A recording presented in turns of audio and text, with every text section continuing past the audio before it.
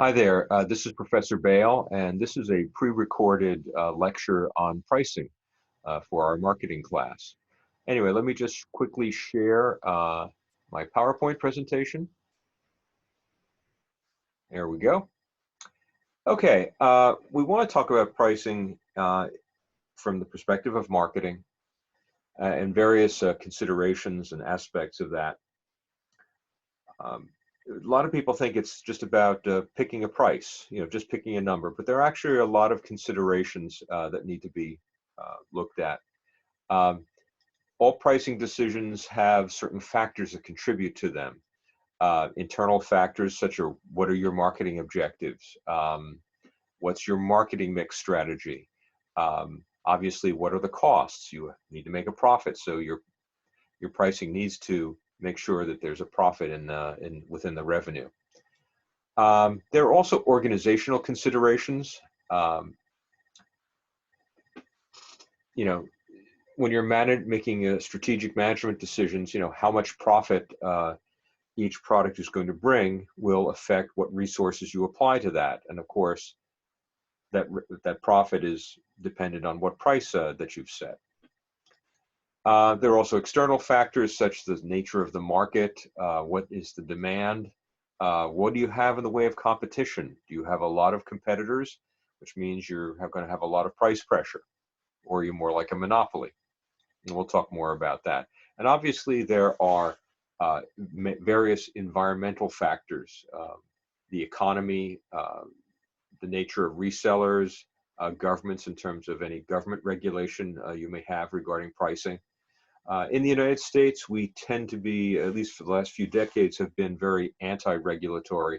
However, in other markets, there is a lot of heavy-handed price regulation, something to consider. You also have to look at what are your marketing objectives, what's your positioning, and that would be reflected in price. A higher priced product is going to send a signal of higher quality. Lower price is going to signal the opposite. Your strategic goals, are you trying to maximize sales or are you trying to maximize profits? One would think they're the same, but or closely related, and they are, but I remember having one marketing manager I knew who, marketing director actually, who was given a very tough sales target to make. He was not a stupid guy. He knew how to make it. What he did is he dropped the price on the product and sold a lot more of the product, made his sales targets, but he had squeezed the profit out of it. Then, of course, senior management was very angry at him. But he said, wait a minute, you didn't give me a profit target, you gave me a sales target. So that's an important consideration. Are you trying to maximize your short-term return on investment, or are you trying to achieve market share leadership? Obviously, short-term return on investment is going to push the price up, where market share leadership will push the price down. And in some cases, with nonprofits, you're simply trying to recover costs. It may not be to make a profit. And I worked with a number of not-for-profit organizations where they're simply trying to defray their costs and not necessarily trying to make a profit. One thing that we need to make sure we do at the very least is to break even. And here we do a break-even analysis. This first line represents fixed costs. Fixed costs are any costs that have nothing to do with production. They might be your rent, your utilities, what you pay non-production people, such as a receptionist. And whether you produce 1 or 1 million, these costs are unaffected. So every financial period, whether it's a month, a quarter, or a year, you have to pay these regardless of how much you produce. And then on top of that, we will lay variable costs. Variable costs are the costs related to production. For instance, if we make shoes, it would be the cost of the leather, of the laces, of the soles, the labor to assemble the shoes. And as you produce more, you move further to right on the graph and you increase your variable costs. That's fairly straightforward. But then when we look at revenue, there's no such thing as fixed revenue. So it's all dependent on how much you sell. Obviously, your price needs to be higher than your variable cost because you do need to break even. And we look very carefully and always are interested in what's our break even point? When do we start making money, start making profits? And once you pass that break even point, then you're in profit territory. And obviously you want to make as much profit as possible, but at the very least, you don't want to be under your break even point. Of course, you'll want to know, how do you calculate that? Well, we have a formula. Fixed costs divided by the difference between your unit price, what you're charging, minus the variable cost, which will give you a break-even volume, not a break-even dollar figure, a volume. The dollars will cancel out, just like in algebra.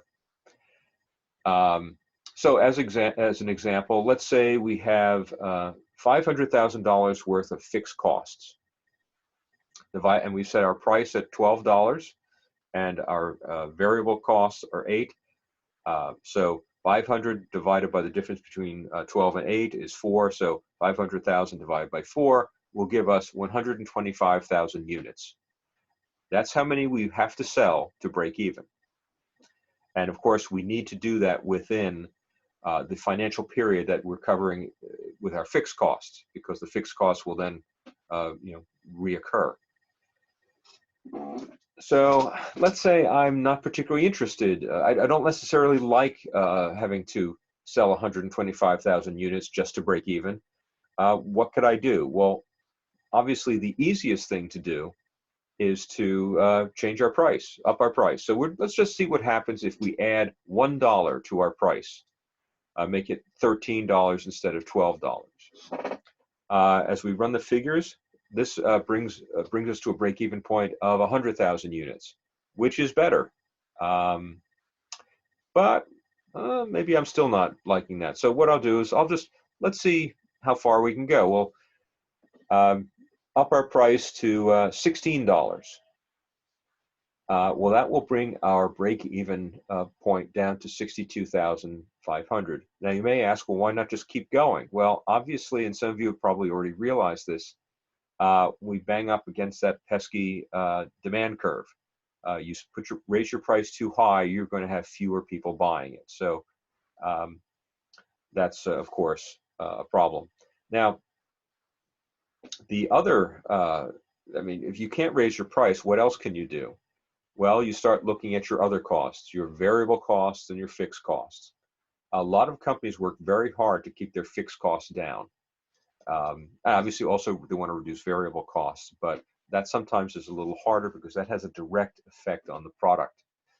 So fixed costs are often a target, but you can obviously look at both. Something to consider when you're pricing your product. We also want to look at the nature, specifically the competitive nature of the market. We have 4 sort of categories of competition: pure competition, monopolistic competition, oligopoly, and pure monopoly. Pure competition is a situation where there are many sellers. The products are essentially commodities. Now, a commodity is a product which is pretty much this. Different offerings are going to be the same. And if you look at the commodities markets and the types of products, you'll see things like oil, gold, other metals, copper, and so forth. You might see agricultural products such as wheat, rice, barley, and so forth. If I am selling gold and you are selling gold, how can I really say my gold is better than your gold? As long as both of our supplies of gold meet the the gold standard of 0.999, it's I guess that would be 99.9% pure. There's no difference between our gold and my gold and your gold. And the same with a lot of other commodities such as oil and others. So as a result, we are at the whim of the laws of supply and demand. I can't differentiate my product from yours, so our price will go up and down together. And this results in what we call uniform market pricing. Next, we have monopolistic competition, not to be confused with monopoly. But the difference is, yes, there are still many sellers, but I now can differentiate my product. My product, I can say my product does more than my competitor's product. It has more features, it more benefits, all of that. Maybe I can use image differentiation, all those tools that we talked about when we talked about differentiation. And as a result, I might be able to charge more for my product than you do. Or maybe if you have a better product, I can't charge as much as you do. So we are going to see different prices in this category. Oligopoly is where we have, within a very narrow product category, very few sellers. One example might be Coke and Pepsi. Essentially, Coke and Pepsi are carbonated brown sugar water. There's not really any significant difference, and their prices will go up and down together. They'll be very sensitive to each other's prices. Not so sensitive to other products that are, far different. Like the price of ginger ale is not going to affect the price of Coca-Cola, Coke and Pepsi cola products. So, pardon me. And the last category is probably something you're more familiar with conceptually, pure monopoly, where there is one seller and only one seller, usually, or one predominant seller. If I were to ask you to name a monopoly, you might say, well, utility companies. We don't have much choice in that. Another monopoly that used to be, that isn't anymore, was the telephone company. It was AT&T, but we didn't really call it AT&T. We just called it the telephone company. There was no choice. We had no alternatives. And then in the latter half of the 20th century, the government actually broke AT&T up into 7 what they called baby bells, 7 telephone companies. Some of them remerged. Verizon, I know, was one of those. I think that, I'm not sure, but I think Verizon was a result of 3 of the baby bells merging at different times. But when we just had the telephone company, we had very little choice. Obviously, we didn't have a choice of phone carrier, but also we didn't have much in the way of choice of products. I remember you had a choice of 3 types of phones. It was basically a standard phone, but you could get it in black, white, or this really ugly green. And I think later they introduced the princess phones, which were, a white one and a pink one, I think. I don't remember exactly. But there wasn't a lot of variety. After the breakup, and we had more choices, then we started to see much more innovation in the terms of products and in services. I believe if they had never broken up AT&T, we might not have cell phones today. Cell phones became a competitive product, and we might not have. They did have mobile phones. They were the size of a suitcase. You have to open it up and pull out the antenna, and I think they cost like $1,000 and or something like that. And the per minute charges were very steep as well. Obviously, these were for professionals who had to go in difficult areas, I think. But the point is, there wasn't a lot of choice. Now, it is not illegal to have a monopoly. However, once your company is a monopoly, or you have a monopoly on a particular product, you have to abide by certain rules. You can't be predatory. You can't take actions to prevent another company from developing a similar product. I mean, you can have your patents and trademarks and so forth, and that's fine. But you can't be predatory. And there are predatory practices out there, such as,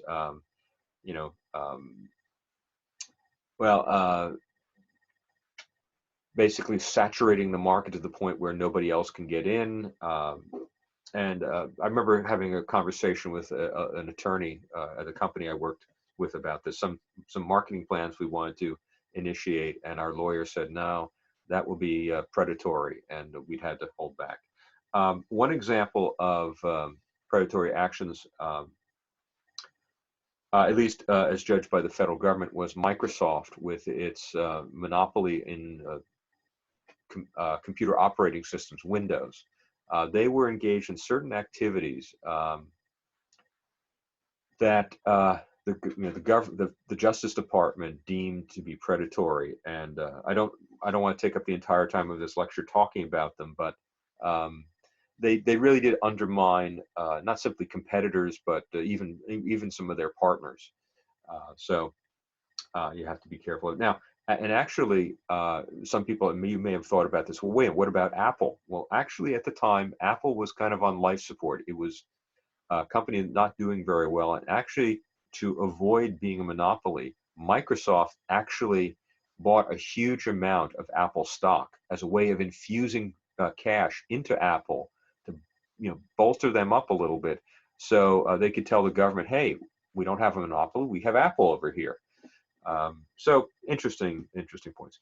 In some cases, where you have monopolies, serious monopolies, you may have price regulation. I certainly know a lot of the utilities for a long time were very heavily regulated in terms of the price, as well as the telephone company.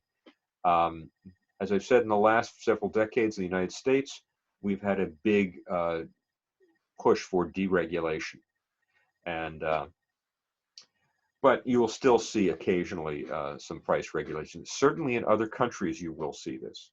So not so much in the United States, but others. Anyway, moving on to our next slide. We certainly, you at this point are familiar with the demand curve, and I think we talked previously about this, that you can set a price high, you can set it low, and when it's higher, you're going to sell fewer units. When it's lower, you're going to sell more units, and you obviously want to find that sweet spot, that price level that will give you the largest amount of revenue. But what we actually want to do with our marketing is to actually push that demand curve out. And there we have some choices. If we are successfully able to do that, to increase demand through advertising or maybe through things that are not in our control, we have some options. We can sell more product at the same price, which is a good thing. Or we can actually raise the price since we understand the demand has increased. Certainly, as we look at various environmental factors such as things like coronavirus or other natural disasters or other macro environmental factors, those opportunities present themselves.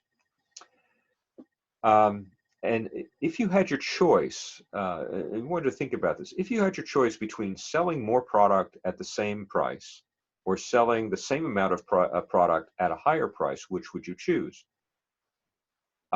In most cases, I would say I would rather sell the same amount of product at a higher price. Now, there may be other reasons to not do that, but in general, my costs will be the same, but my revenue is higher, and therefore my profit will be higher. And in some cases, you actually have to do that. Imagine this scenario. Let's say you're somebody who likes to, your job is to set up musical concerts, and you have found a band that you want to hire, and you want to set it for 6 months down the line. So you've contracted for this band, you've contracted for the venue, an arena or a theater or something like that. And in the intervening 6 months, that band has a hit. They go up on the music charts and they become very popular. They become an in-demand group. You're set because you have them, booked for, with a contract. So you're going to have an increased demand for the tickets. But unfortunately, you can't really sell more tickets. Let's say it's a one-night gig, because there's only so many seats in the venue. So what do you have to do? What can you do? You can increase the prices of the tickets if you haven't sold them yet. And this is exactly what ticket scalpers do. They buy up tickets, and when the demand goes up, they sell them at a higher price. I'm not endorsing the practice of ticket scalping, but that is an economic reality. Of course, you have another option in that you can sort of go the middle road, increase the number that you sell and increase the price. That's another option as long as you don't have limited quantity of product. If you have limited quantity of product, the only option is to increase your price. I'm going to skip through this slide. The other thing I wanted to talk about was price elasticity. Demand is said to be elastic if the price has a significant effect on the demand for the product, the quantity sold. And if you look at this demand curve on the right, it has a shallow negative slope. And if you imagine changing the price on that graph, moving it up or down, it's going to have a much more significant effect on the quantity sold. So you can imagine, and that makes sense, you know. But in some cases, you're going to have demand that is inelastic, that when you change the price, it doesn't have it has a sort of insignificant or very limited effect on the demand of the number of units sold. Here you look at that bottom right graph, and if you move the price up and down, it doesn't have a huge change on the quantity. Now, if you think about this, what sort of products would fall into this category? One would be essentials, things like food or medicine or toilet paper. You would really have to raise the price significantly for there to be a change in the quantity purchased. Now, admittedly, some people may move from to lower cost substitutes, but in general, it's going to be very hard to get people to consume less. It happens. Now, there's another category other than essentials, and that would be luxury goods. Things like, you know, diamond tiaras or luxury yachts. You know, if you have the money to pay for a $6 million yacht, you probably have the money to pay for a $7 million yacht. You know, those people tend not to complain as much about price. If they want it, they will pay for it. And so demand for those types of luxury products is also inelastic. And of course, we do have a formula. The change in quantity demanded divided by the change in price equals the price elasticity. So if we have a 15% change in quantity demanded because we've had a 10% change in price, that would be considered elastic demand. However, if we have only a 5% change in demand based on a 10% price change, that would be considered inelastic. And sort of the border of that would be if you calculate if the percentage changes were equal, then it would be kind of neutral. Also, the price elasticity can vary with price level. And these are two graphs, and these are just hypothetical graphs.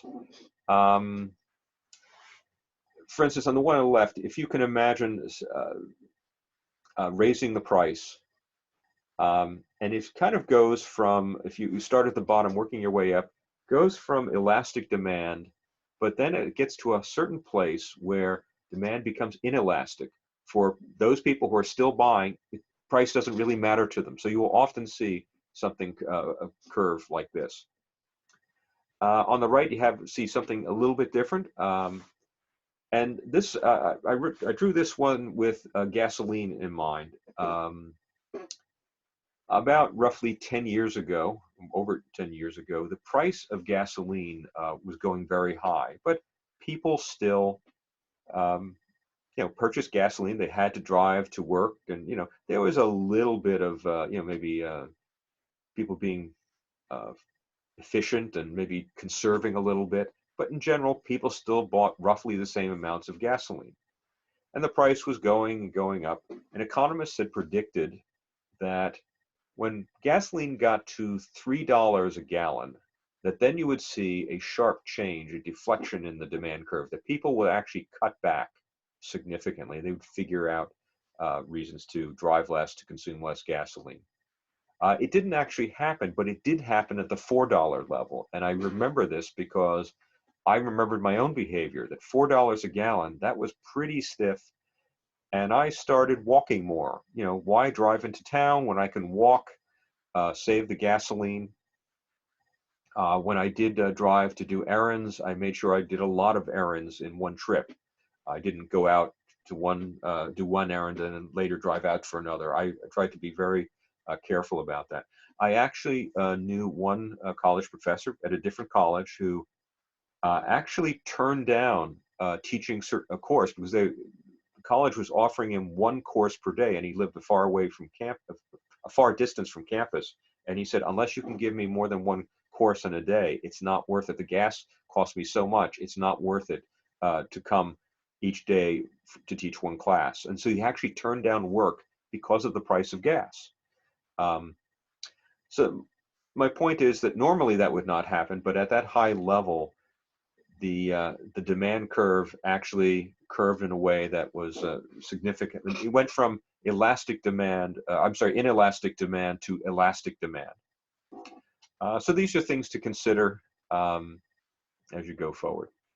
Now there are a number of strategies we want to look at. Here we want to talk about new product pricing strategies. This is where you're launching a product and you want to figure out what price. You don't maybe have too much data, but you have a sense of what the high and lows are. The first strategy is called market skimming pricing. This is where we set a high price for a new product. We're going to skim the maximum revenues layer by layer from segments who are willing to pay the higher price. So here's our demand curve. We initially set our price high, and we are able to sell our product to a certain number of people who are not quite as price sensitive, people who really want our product. An example of this I recall was when the first iPhone came out. People actually waited outside the Apple store online for days to get the first iPhone, and it cost $600. And most people said, "I'm not paying $600 for a cell phone. I know it's a fancy one, and I think it was the first. It may have been the first smartphone, at least of its type." But certain people lined up, paid their $600, and that was fine. But then Apple wanted to sell more cell phones, and they've already sold their most of the phones to people who'd pay $600. So then what they did is they dropped their price to $400, and was able to pick up another market segment of people who are a little bit more price sensitive, people who would pay $400 but not $600. And then they did it again after they sold enough iPhones at $400. They dropped it down to $200. In this case, actually, because it was such a public change of price, it was a very popular product, had a lot of press. There was sort of an outrage, particularly by the people who paid $400 for their phone, and they were angry that it had gone down to $200. So actually, Apple said to anyone who bought the phone at $400, 2 weeks before they did the price change, they would give them a partial refund. They'd give them a discount to get the $200 price, but which really upset the people who bought it 3 weeks before. But you have to pick a point.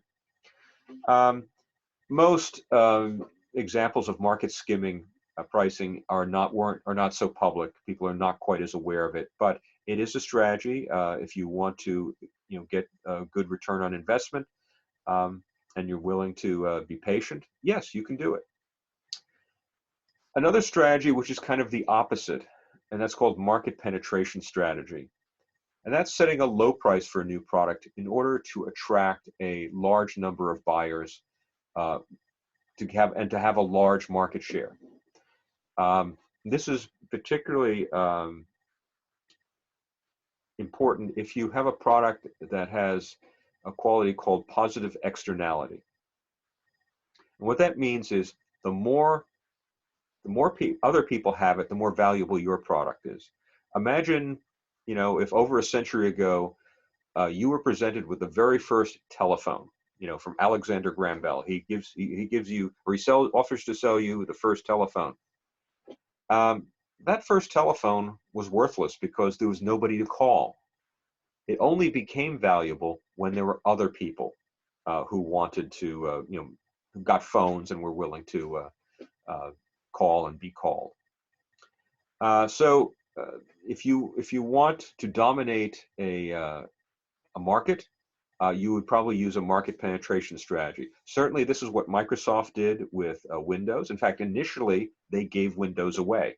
I remember my father buying a computer, and there was a CD-ROM with a Windows on it. And at the time, we didn't even know what Windows was. What's an operating system? Well, I knew what an operating system was, but nobody quite knew what the Windows did. It took a while for people to pick up on that.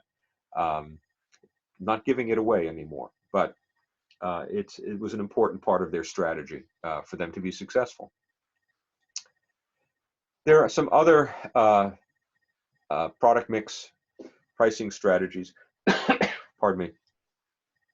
Product line pricing, and this is where you set price steps for different product lines. For instance, if you look at General Motors, they have the Chevy line, Chevrolet automobiles, at a certain price point.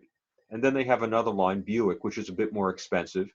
And then even higher, they have the Cadillac line. So this is a way of going after different market segments and having product lines priced at different levels. And I'm sure you've seen this in other product categories as well. Option product pricing, these are accessories that are sold with the main product. Just margin, just for a little bit more, you can, get this attachment or that attachment. Similar to that, but in an opposite direction, is captive product pricing. These are products that must be used with the main product that you can't get anywhere else. For instance, General Electric realized this. General Electric for a long time has been selling medical analysis equipment, things like X-ray machines, CAT scanners, MRI machines, and so forth. With some of their machines, at one point they realized that they were making a lot of money selling these big, very expensive machines. But then they also sold X-ray tubes, which you need to use in the machine. And they actually realized that there was a good business in selling the X-ray tubes because, like light bulbs, they burn out. They eventually they don't last forever. And they made sure that these were not generic X-ray tubes. These were only X-ray tubes that you could get from General Electric. So once you bought the General Electric machine, you were captive to them. If you wanted to keep using it after the bulb burned out or the tube burned out, you had to go back to General Electric and buy another tube, which were not cheap because they were captive. They kind of had a monopoly on X-ray tubes for their machines. We also have byproduct pricing. Byproduct pricing is when you are pricing low-value products to dispose of them. Think of things like paper plates, things like that, things that you would not consumers would not hold on to. In fact, actually, I think there was one paper plate company, they decided to make a nicer paper plate and actually hurt them because they were so nice that people actually would save them and, as opposed to throwing them out and getting new ones. The idea of byproduct pricing is that if they're disposed of, then they can come back to you and buy more. So sort of like an ice cream cone. You eat the ice cream cone, and then when you want ice cream again, you have to buy another ice cream cone. So if you price other durable goods or things like paper plates higher, they may not be purchased, or if they're purchased, they may not be thrown away. Maybe they'll be reused. So you want to be careful of that. There's also product price bundling, which we've talked about. That is taking a series of products that you produce and putting them into a package, a price package. And I think I mentioned previously the the McDonald's value meal. You know, you get the sandwich, the French fries, and the beverage um, for a slight discount if you buy them together. But, and I think I may have also mentioned this in a previous class, that you also have to sell those separately if a consumer wants to. So, okay. And then we also have loss leader pricing.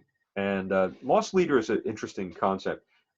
It's actually selling your product at a price where you lose money, which doesn't seem to be very sensible, but in a few cases it is.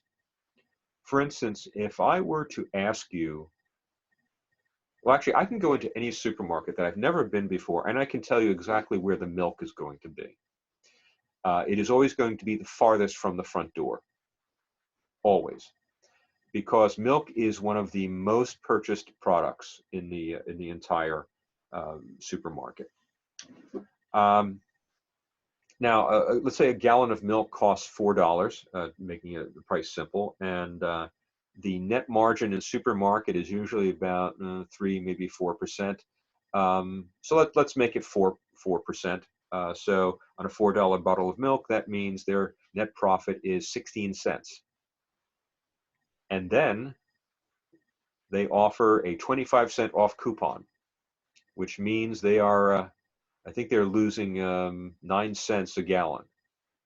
Makes no sense, except, as I said, the milk is in the back of the store. And so to get to the milk, you've got to go through all those aisles of cereal and cookies and all the other things that you might want to buy. And that's why they put it in the back. So you have to pass by that.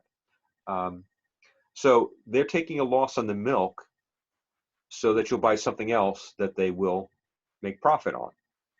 Another example would be the very first Kindle that came out from Amazon. I believe they sold it for $115, but it cost $125 to make. So they were losing $10 on every Kindle. However, why buy a Kindle unless you're going to download books from Amazon? And so they'll take a loss on the Kindle reader so they can make money on all the books the ebooks that they were going to sell. So this is the concept of a loss leader. And occasionally on certain products, you will take a loss because it will drive sales of other products. We also have other price adjustment strategies, discounts, which we've already talked about, but also allowance pricing. An allowance is when a seller of a product will lower the price in exchange for something other than money. The most common thing you might know would be like at a car dealership, where they'll drop the price on the car if you trade in your old car. And most new car dealerships somewhere have a used car lot somewhere, a used car dealership, and so they will drop the price a little bit. From a consumer's perspective, it's not actually a great deal because you could probably sell your old car for more than they're going to give you an adjustment on. But maybe you don't want to be bothered trying to sell your old car, so you'll accept the allowance offer, the trade-in, as it were.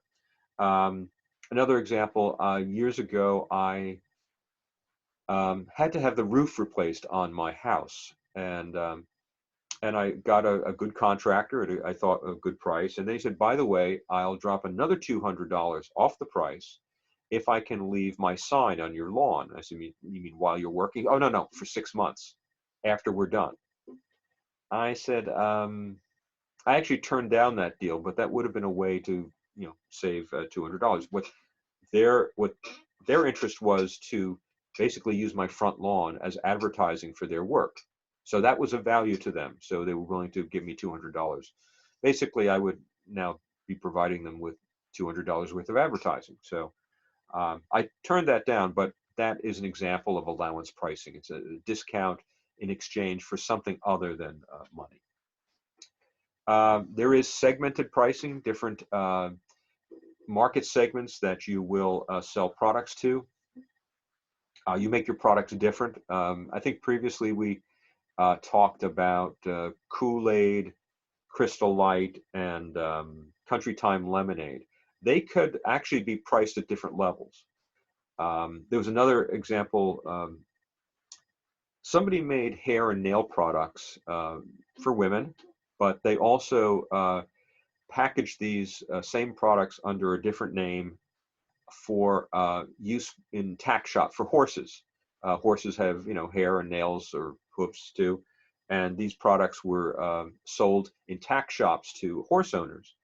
And some really smart women figured this out, and they started buying their hair and nail products at the tack shops. So different market segments you can price a little bit differently, depend on uh, what segment you're serving. Psychological pricing, this is the feeling that you're getting a discount, even though there's no maybe actual discount. The most obvious thing is selling something for $9.99 or $9.95, which is just under $10. It's not quite $10, but almost. But the idea that it's a little less, it doesn't seem like we're paying as much. It is a silly thing, almost. It seems obvious, but it does have an effect. And that, or if it's price is lower than a competitor, and you can show that. That's also a type of psychological pricing. Promotional pricing, this is sort of another type of discount. It's a special promotion. It's the President's Day sale or something linked to an event that can be done as well. Or you're trying to promote something else. Geographic pricing, that is selling a product at a different price in different geographical areas. If you were to look at the United States and were to try to find the areas that had the highest cost of living, you would probably look to the coastal areas, particularly the Northeast and the West Coast, maybe the Chicago and other urban areas. If you were to go down south, Florida, it's actually lower pricing, cost of living down there. And so the same products might be priced differently in different geographic locations. So that's something also to consider. And then, of course, international pricing. And international pricing is just an extension of geographic pricing, but it's a little bit more complicated because you also have exchange rates. You may also have price controls in different areas, but outside of price controls, you may be used to, different areas may be used to buying certain goods for higher cost or less cost. For instance, in the United States, we tend to expect lower food prices. And we have lower food prices than a lot of other countries. In Japan, for instance, food costs a lot more. And I actually knew of Washington apple growers who specifically grew their apples for the Japanese market because they could get more for them, even though they had to ship them across the Pacific. They could make more money on certain types of apples than they could if they sold them in the United States. So they did sell some in the United States, but they got more. They were able to sell them at a much higher price in Japan because that's just what they expect. So, I don't, obviously you don't have you can't ask any questions in this video, but you can certainly email me any questions or, or it may be one of our live sessions, ask me questions. So I hope this was helpful in learning about price, and take care.